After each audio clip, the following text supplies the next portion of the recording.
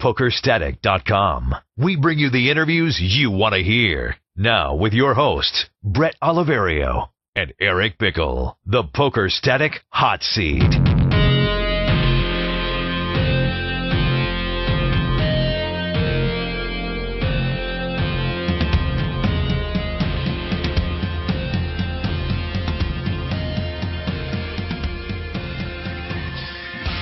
What's up? Thanks for checking out the Poker Static Hot Seat. Brett Oliverio with Eric Bickle.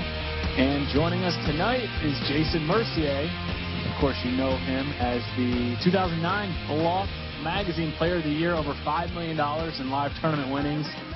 Who knows how much more in online tournament winnings and cash game winnings. Jason, thanks for coming on. We appreciate it. No problem. Glad to be here. And now, Eric, we were finding out behind the scenes that he just got a Mac. Right. I think this might even be his first webcam, correct? I had a webcam on my other computer, but I think I only used it like once or twice, so this is kind of all new to me, this technology thing. Well, See, it's crazy. These online players, you know, they make millions playing a game on their computer, but a lot of them are like technology fish.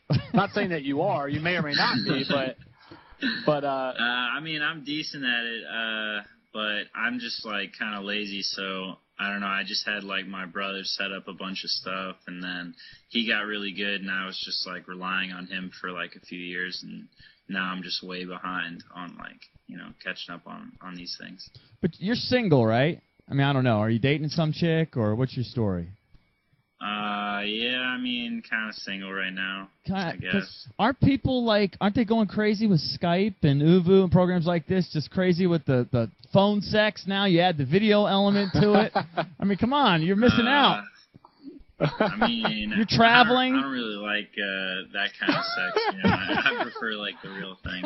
But. Yeah, me too. Yeah, I'm with you on that. You're on the road. I guess when you're on the road, you do what you can. I got you. All right.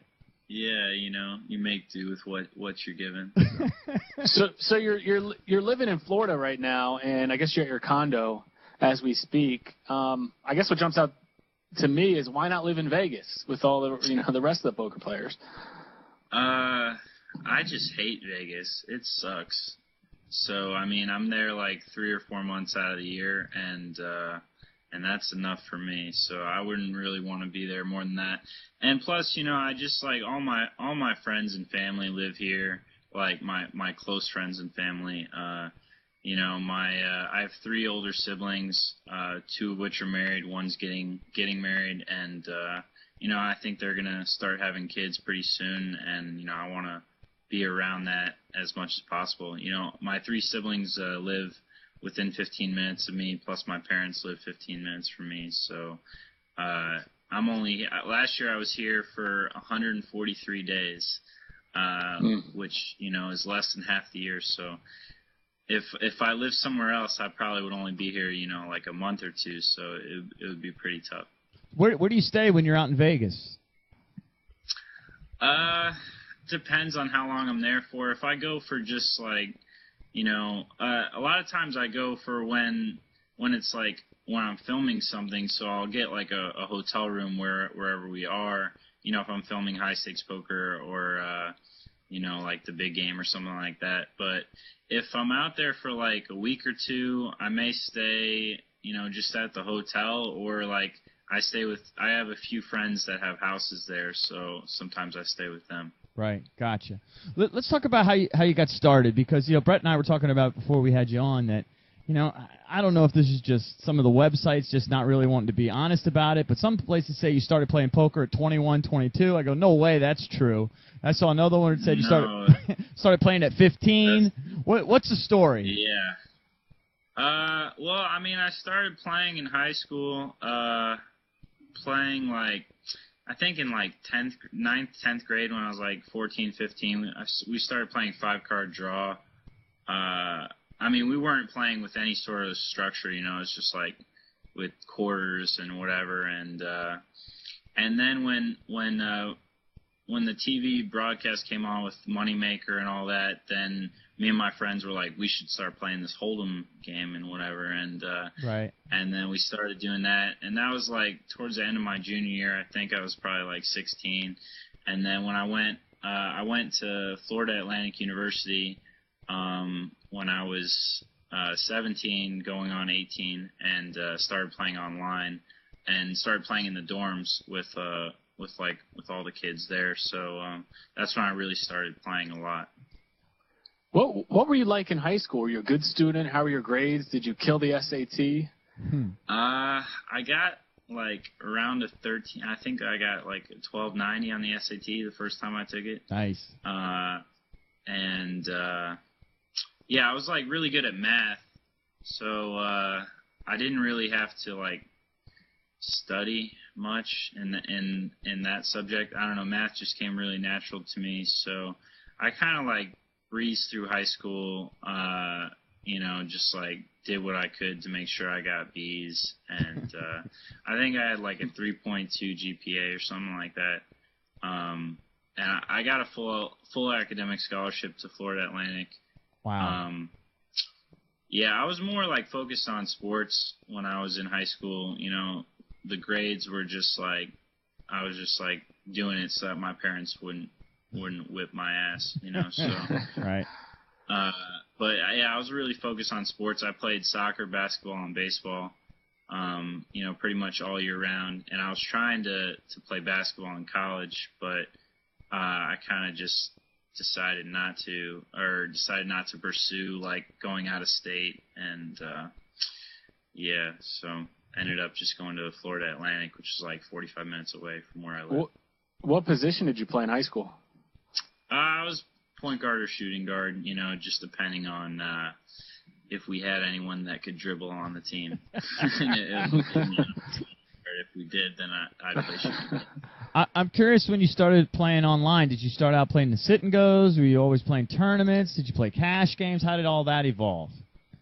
Well, when I first got on, I wasn't even 18, so, I was playing on some other account or something, I don't know. And then I played like $5 heads ups, and the first time I ever played, I won 12 $5 heads ups in a row. Wow. And I was just like, all right, this is the easiest money ever. Like I just made $60, and I was working like twice a week at Publix, which is like a grocery store, making like $7 an hour. Right. And I was like, well, I'm not doing that anymore. If I can play poker and make $60 in like 2 hours. So then, I started like dabbling in playing like $5 tournaments and $3 tournaments and all that. And I played some like $11 tournament and got fourth for like $500. And then I just started trying everything, playing Limit Hold'em, and just trying my hand at all the games or whatever. And so you had a natural affinity for it, and so you basically started winning from the beginning. Yeah, I mean, I started winning at heads up, sit and goes, and then started making some small scores in tournaments, and then started grinding sit and goes, and I wasn't really winning at cash games. I would lose playing like Limit Hold'em. I would try and play like 5-10 limit once I got a couple grand in my account, and then I would lose it back, and I don't know, I would go up and down, and I was pretty much winning playing like tournaments and sit and goes. Was there a one big tournament score that you can remember where it sort of made your bankroll jump to a spot where it sort of jumped out at you? I mean, I know I won a $50 tournament for like $2,000 when I probably only had like maybe $500 in my account, and then I was like, okay, now I got all the money, I can play all the tournaments, and then I started playing like $100 tournaments, even though I only had like $2,000. And then after I finished my freshman year, which I didn't actually finish it. I got like 7 credits. So, like right at the end of right at the beginning of the summer, I got second in like a $300 tournament for like $8,500. It was like the first time that they ever ran the Saturday 300 on Stars, and so that was like, you know, the biggest score ever for me. I probably had like maybe $5K to my name, and won like 8 or 9 grand. So at that point, I just started playing a lot, and I started playing like 30-60 limit hold'em, and then I ended up actually losing like half my bankroll in one day. I lost like 7K or something. Just like let it get out of hand. I lost a bunch playing limit hold'em, then started playing like $500 heads up sit and goes, and just got crushed, and just chased it real bad. But after that point. Sorry. No, I was going to say, at that point, you're 18, 19 years old. Did you have tilt issues, or have you maybe never been prone to that? I mean, I was 18. I know that I remember, like, even when I first started playing, it was like whenever I'd take, like, a bad beat, I would, like, slam my hat on the ground, you know, and, like, kick my shoes off, and just, like, you know, I was just, like, out of control, you know. I don't know if it really affected my play. Maybe it did, but, you know, I would definitely, like, get emotional, you know. I remember I would yell at the screen, like, no 3, no 7, no 3, no 7, you know, like that.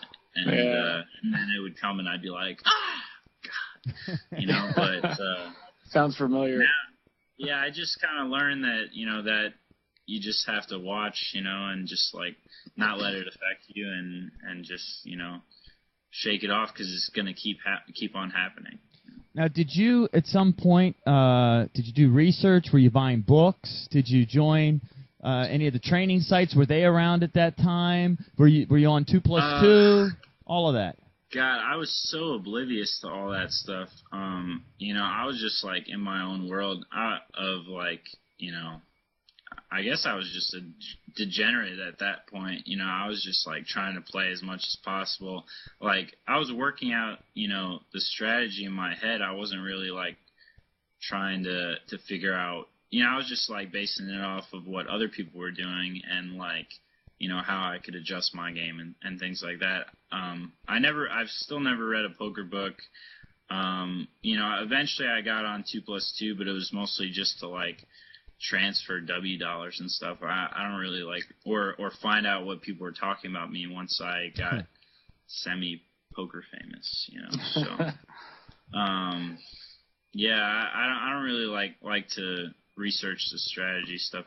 I more like to just talk to people and you know, like, communicate through that way about strategy. Who are some of the guys that you trust talking poker with? Well, I talked to mostly the guys that I back, actually, which, I mean, a lot of times I'm talking to them, and I feel like, you know, I know more than they do, but, you know, sometimes it's just like bouncing an idea off of them, or, you know, one of the guys that I feel like has a lot of good thoughts, you know, about the game is Alan Berry. I don't know if you guys know who that is, but you know, he likes to think about poker in, like, a different way, and sometimes I just like to talk hands with him, just see what he thinks about it and stuff like that. Now, I saw at one point, though, you were you know, obviously most of your success that we know about is what you've done on the live scene. But before you did that, you achieved poker on PokerStars Supernova Elite status. Is that correct? What year was that? Yeah. And then how did you go about that? And how difficult was that? Was that a super profitable decision for you? Would you do it again? Okay. Well, that was in 2007. Basically, at the end of 2006, they announced that they were going to add Supernova Elite to their VIP program, PokerStars. So it was the first year that they were going to make it available. So I started doing the numbers, and I was like, oh, you know, you can make, you know, a ton of money if you just accomplish it by getting the bonuses and the FPPs and all that. So I was going to college. I was going to community college. I moved back in with my parents because I kind of, like, messed up and, you know, was not allowed to go back to Florida Atlantic. So I was living with my parents, going to community college. I was actually coaching. It was either junior high basketball at the time, and I was just like, all right, I'm gonna go for this. I figured out I had to play like roughly 45 hours a week if I was playing 12 tables of 1-2 no limit. So I just decided, I'll try it out for like first 2 weeks, and if I get crushed and I can't handle it, then I won't try it. But if I'm on pace after 2 weeks, then I'm just gonna go pedal to the metal and try to get it. So I probably only had like maybe like $6 or $8 grand like to my name at that point. Wow. I think 2 weeks in, I probably made like $8,000. So I was like, all right, I gotta do this. And plus I was just like really motivated because I was finishing up my last semester at community college. I was not excited about what my major was going to be, which was math education. I was like planning on being a math teacher. I wanted to figure out a way to make poker a full-time gig and not have to go to school. And this looked like it was, going to be the way that I could possibly do it. Can you talk? Sorry. Okay. No, sorry, go ahead. So I just played. I just set a goal that I wanted to have 100,000 VPPs every month, so that I would, if I happened to want to take some time off, or if I ran into a really bad downswing, then I could, take a few weeks off and then still possibly get there. So after 9 months, I had 900,000 VPPs. So I was, way ahead of pace, and then I just decided to kind of take it easy for the last 3 months and just make sure I got there, with some room to spare. And then I actually started coaching varsity basketball at my high school that I graduated from. So I didn't actually have that much time to play. I didn't have 50 hours a week to play anymore. So I got there on December 20th of 2007. And I was the 16th person to get it that year. That year there was only 39 players that got it, partially because, poker's gotten bigger. Poker Stars has gotten bigger each year. But so this year I think there was like 300 people that got Supernova Elite. Right. But one reason is back in 2007 you were only allowed to play 12 tables up until maybe August. I think they raised the limits to 24 tables, so it was much easier. Not like it's easy to play 24 tables, but right. You could play more tables than just 12. What I find amazing, though, is I just take it from the way you explained it there, that you kind of just jumped in. You were kind of a tournament player, heads-up player. Then you started playing 1-2 cash, and you just started winning right off the bat, right? I mean, like a lot of people, they go for it, but they lose $50K on the way, but they're still net up or whatever. I'm just amazed that you were able to sort of adjust, jump into the 1-2 game. Now, maybe it was different 3 or 4 years ago than it is now, obviously, but that's pretty incredible to me. You just kind of learned on the fly as you went along and developed a style. Was that playing six max? No, I was playing full ring. I was actually probably the nittiest reg that there was when I first started. I didn't even find out about Poker Tracker until maybe 4 months into going for Supernova Elite. I found out there was Poker Tracker and you could look up stats, and then I started running Poker Tracker, and I found out that my stats were way nittier than all the other regs pretty much. I was running at 11-4 or something like that. I was just playing ultra tight, but I was still somehow winning. And then I started making adjustments and opening up my game, and then I started researching what people were saying about me on the internet, and it was the light bulb kind of came on, and then my win rate went up, and and it all just kind of snowballed from there. Wow. Can you talk about what happened at Florida Atlantic? Because here you are in college, full academic ride. You discover poker, and before you became like a poker superstar, what happened there? You said you kind of messed up. Are you able to sort of discuss it with us? Yeah, I mean, I pretty much just started playing. I discovered online poker like before classes even started. I was living on campus, and I went to class like the first week, and then I was just like, all right, I just stopped going, kind of didn't wake up in time and got behind, and then was like, just kind of screwed it off, and was just like playing online and like hanging out. My girlfriend at the time lived on campus too, and that's one of the reasons why I even went to Florida Atlantic. And, I was just like pretty much just playing poker and hanging out with my girlfriend, and that was pretty much it. I was playing like maybe 60, 70 hours a week.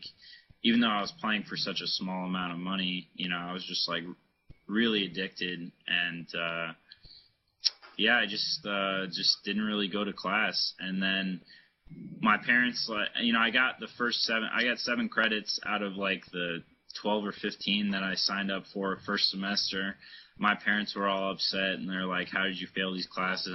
And I was, I just made up excuses, said that I was like, the classes were too early, and I just couldn't wake up, and that's why I failed. And I was like, I'm gonna sign up for all these classes and make sure I get it done this semester. And I pretty much didn't even go to a single class, even though I signed up for like 5 classes second semester. So, the shit kind of hit the fan when, because my parents are like, they're very like strict. They were very strict, and they're very religious, and they found out pretty much at the same time that that I was having sex with my girlfriend, and which was like a big no-no. Right. And the fact that I was flunking out of school, like second semester, I wasn't going to class or anything, and that I was playing poker. Right. So they found out all 3 of those things like all at the same time, and they basically just told me that, if I wanted to, oh snap, sorry, my computer almost shut up. They told me that if I wanted to come home for the summer and live with them, then I was not going to be allowed to do any of those things, and that they lectured me on like I was screwing up my life and all that stuff, and it took me a little while, I thank God now that my girlfriend actually broke up with me, towards the end of that semester, because we just like we weren't working out, and like I was playing poker way too much, and I kind of needed like a wake up call, and that was one step, and then I took a trip to Toronto with my best friend who lives there. He was down, and then I pretty much just like told one of my friends at FAU, hey, can you just pack up all my stuff and take it to your place, and I'm gonna go to Toronto for a few weeks.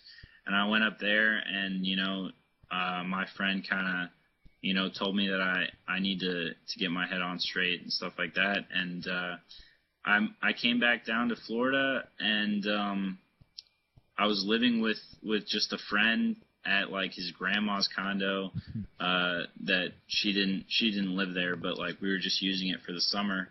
And my parents would call me like every few days, and they would ask me how I was doing, and they would tell me that they're praying for me and stuff like that. And eventually I had that big score, or not big score, but whatever. I won like $8 or $9 grand in a day, and then I lost like $7,000, which was like half of my money.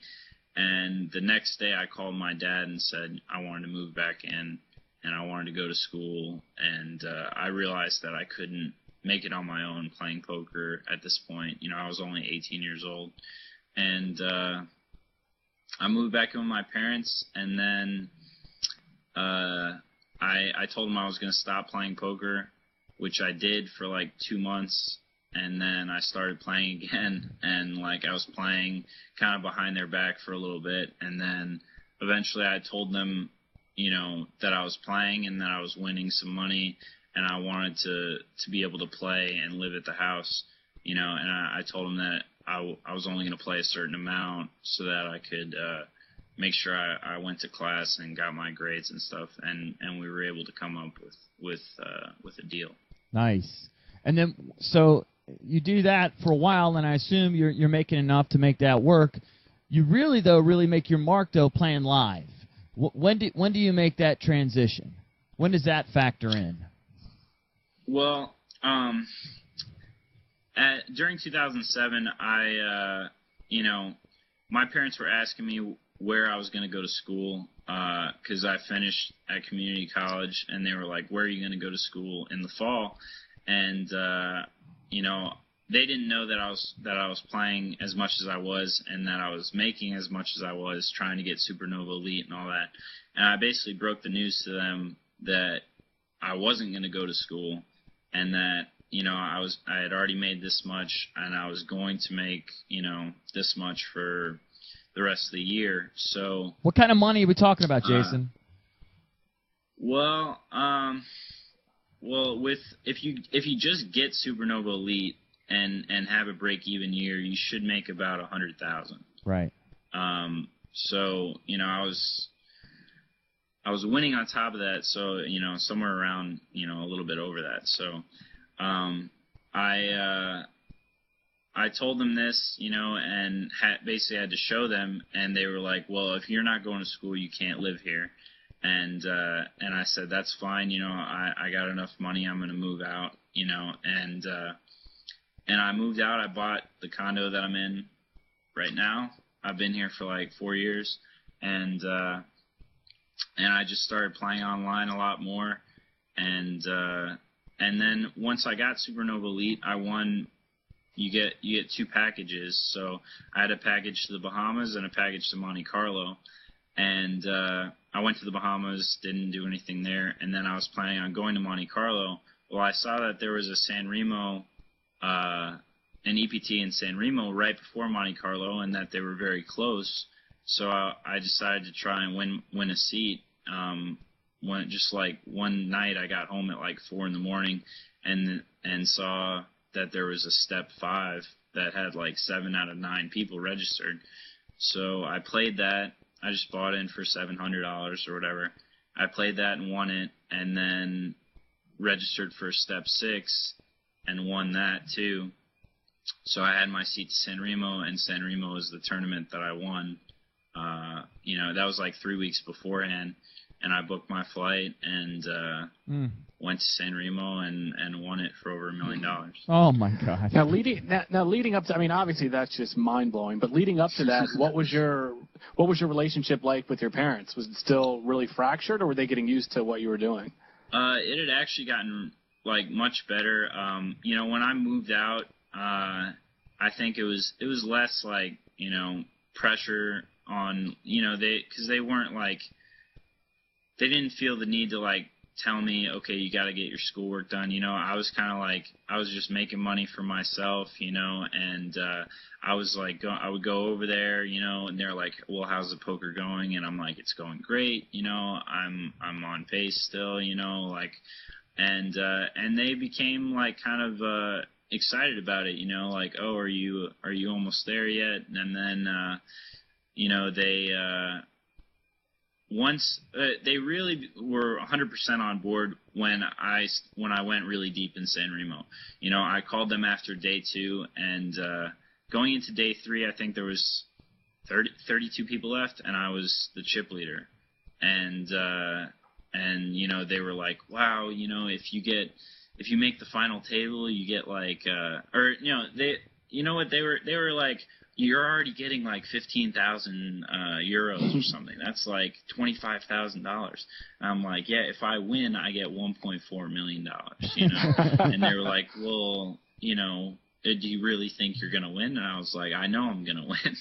And I mean, obviously, I didn't know I was gonna win, but I was pretty confident at that point, and just excited and whatever. So somehow I ended up winning it, and then they got to watch the live feed, and all my brothers and sister, my 2 brothers and my sister watched too, and my grandparents, and everyone was just really excited, and then everyone was very supportive after that. So how does your life change when you win like that? Does all of a sudden, the live tournament scene, that just sort of becomes your deal? Like instantly you become this sort of traveling professional? Or do you have any, do you have any inkling to say, you know what, I just won $1 million. I'm going back and I'm just going to chill. I'm gonna live off this for a while.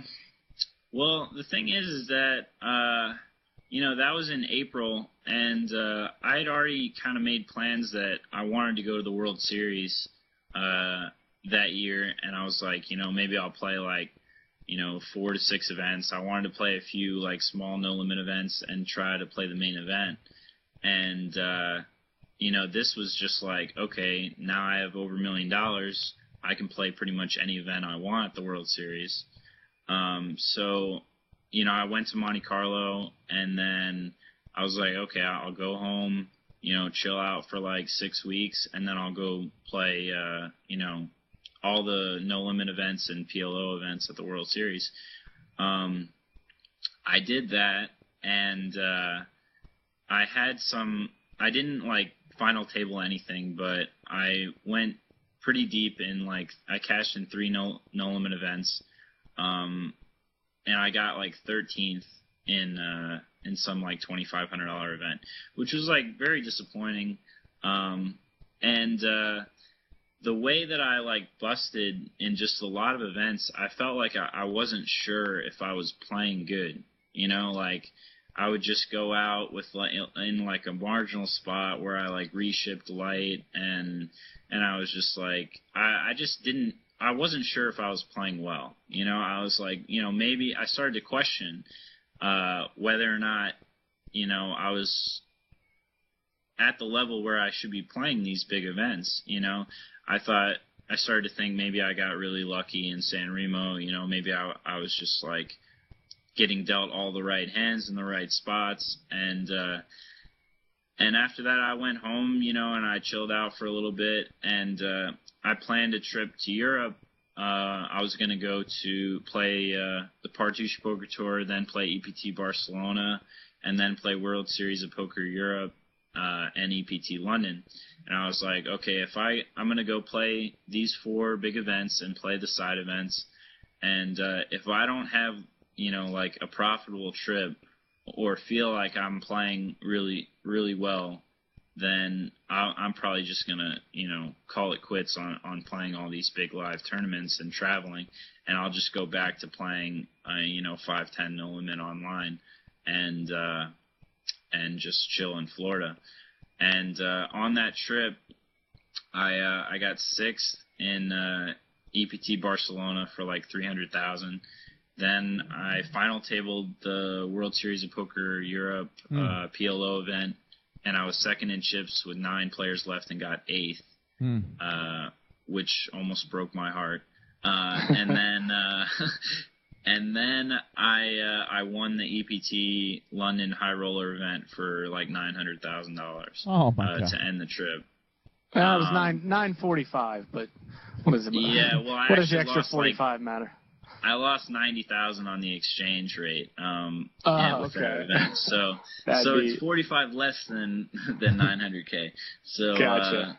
But yeah, so after that, I was pretty positive that I was playing well. I mean, I felt like I should have won Barcelona and the World Series of Poker Europe Omaha event, and I kind of screwed it up or got unlucky, in those 2. So I was like, you know what? I played 8 events while I was out there, final tabled 3 of them, and had a really good chance to win all 3 of them, and won 1. So, and basically made over $1 million on the trip, and I was like, I gotta see how far I can go with this thing. And I was in talking with Stars, about possibly getting sponsored.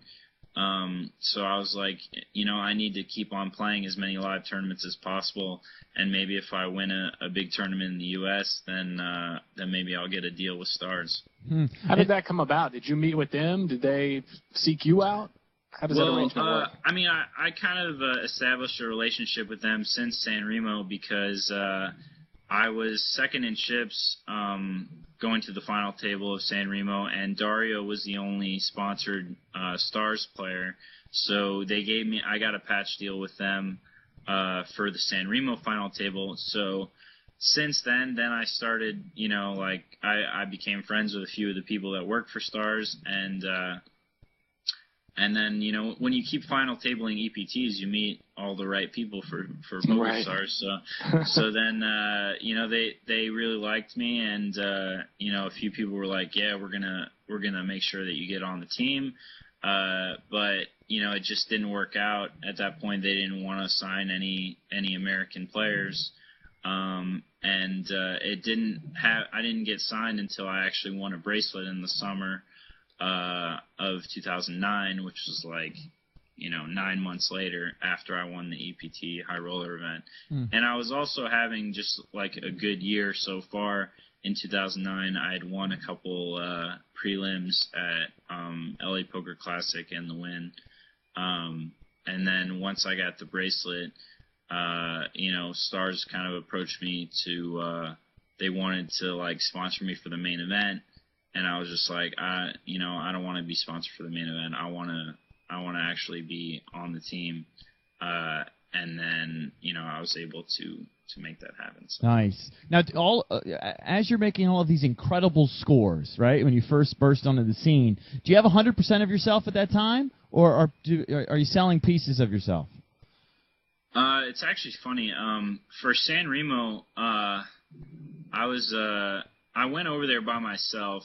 And I only knew 2 guys that were going to be there. They were guys that I played 1-2 no limit with that I had met in the Bahamas, and they were French Canadian kids. So I went over there and hung out with them and their friends. And I was actually the day before the main event started, I was sitting at lunch with 5 other kids. And I was like, does anyone want to buy a piece of me in this event? And I offered at no markup, and all of them said no.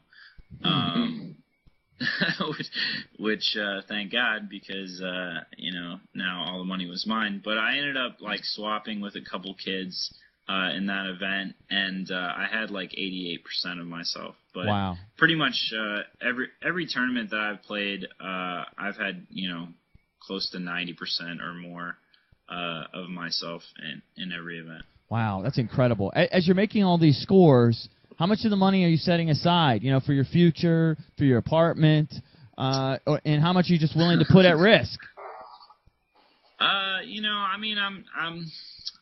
I'm probably more of a gambler than most, not to the point of just going nuts, but I'm not going to let myself go broke ever.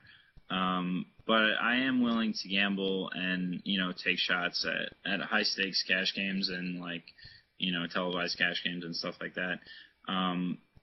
Or, just playing 50K tournaments, when it's, a lot of money and not selling when I should probably sell pieces or something like that. But, I'm careful with my money to a point, but I've been backing some guys, and I've lost a lot of money backing, and so I would have a lot more money probably if I hadn't ever backed somebody, but also just taking shots in some tournaments that I ended up winning that I probably shouldn't have played because of the amount of money that it costs, so it works both ways. $5 million. What's your relationship with go ahead. I'm sorry, Brett. Last question. $5 million later in live tournament earnings, do you still have some money, though? I mean, you don't look back at it full of regret. No, of course. I still have plenty of money. I'm able to play, whatever tournaments I want, whatever cash games I want. So, of course, like when you see somebody has $10 million in earnings, most of the time they do not have $10 million. Right. Right. For sure. Unless they own a piece of Full Tilt. Right. Right. Now let me ask you this: what's the relationship with the people that you back? Because I'm guessing these are people that you're close with or maybe friends with. And then all of a sudden they're costing you a ton of money. Are you pressuring them? Or are you like, dude, I need to get this money back? I mean, what's the psychology there between you and the people you're backing? Yeah, it's kind of strange. Like, I have a different relationship with each horse that I have. Probably my best friend in poker is the deepest in makeup to me, which is what is it? Can you say? Weird. Well, who is it? No, can you say how much it is?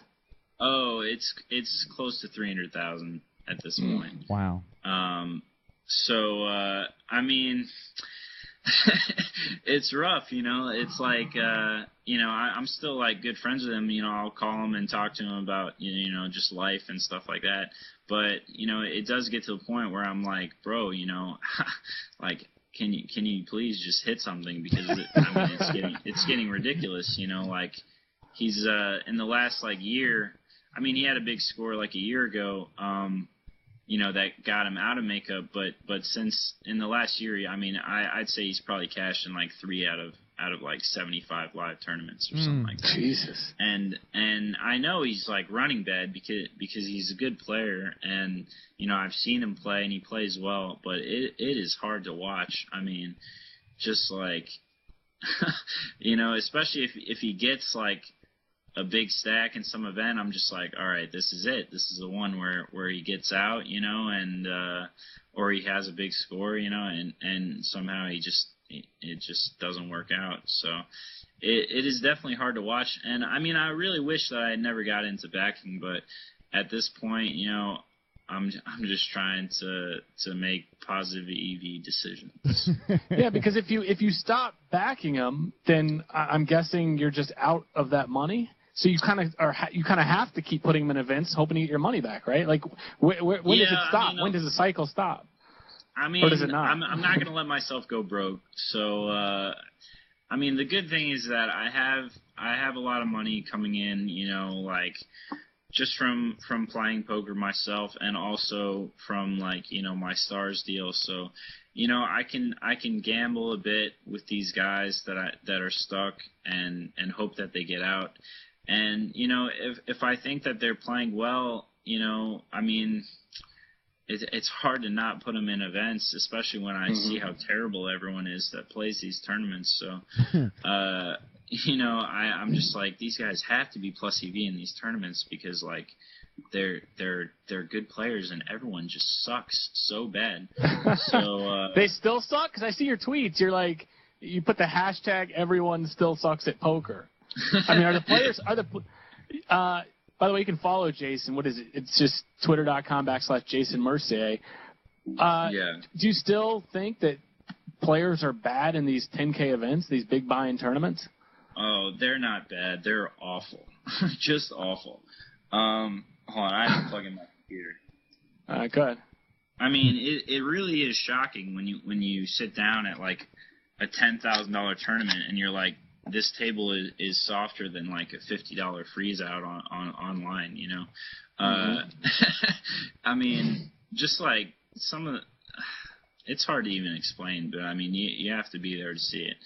It's just, I mean, obviously there's really tough tournaments, like, any tournament in Vegas a lot of times is pretty tough, like a Vegas 10K or 15K buy-in, but, just like a 10K at Foxwoods is just a total donk fest.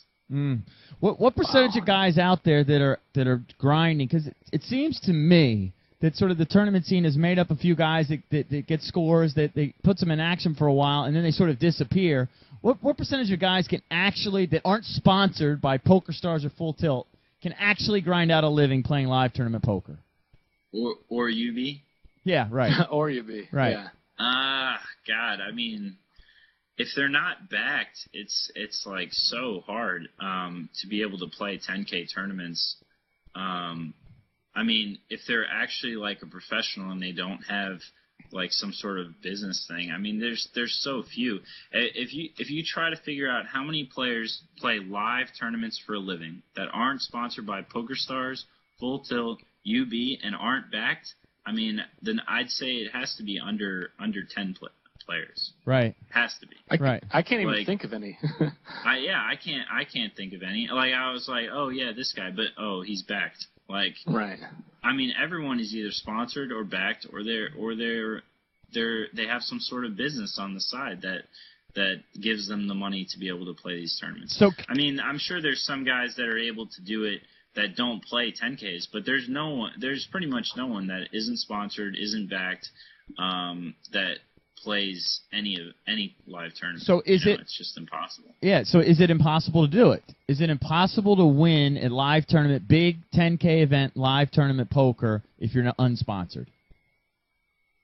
I mean, I feel like if you end up actually completing it, then you will be sponsored. So it kind of like, contradicts itself. Like the people that aren't able to do it have to stop because it's just so freaking expensive. And then the people that somehow are able to pull it off then get sponsored, or then get backed, Kathy Lieber comes to mind.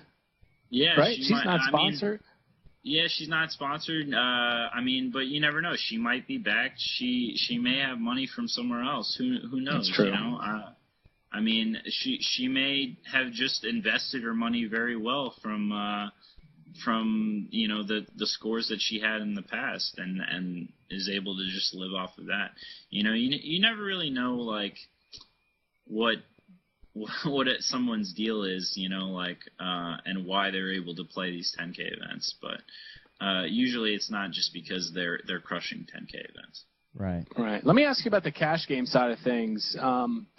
Obviously you're not playing as much online cash, but I was on Poker Table Ratings. I looked you up, and there's a whole debate going in the comments section on whether you're crushing the 8 game or if you're breaking even. How are you doing in those games? Because I guess a lot of these sites don't track those type of games, the results. Yeah, I'm actually kind of glad that they don't track those games, just because I feel like if you're playing them all the time, you kind of know who's winning and who's losing and who's playing good and bad, and it's a little easier to table select if you're playing them all the time. But I mean, I am winning. Like I had a really good run for a little bit last year, and then lost a bunch back. But I mean, I'd have to look into it, but I'm pretty sure I'm up a decent amount.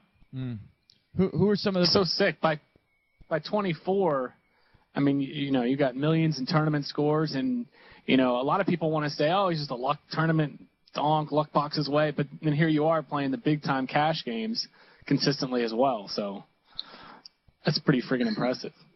Yeah, thank you. Who are some of the guys that you really, really respect in those mixed games? Are there guys that you flat out won't play? Yeah, there's a few guys that I won't play heads up for sure. I mean, I won't play Omophaulatus, which is Michael Thuritz. I'm trying to think.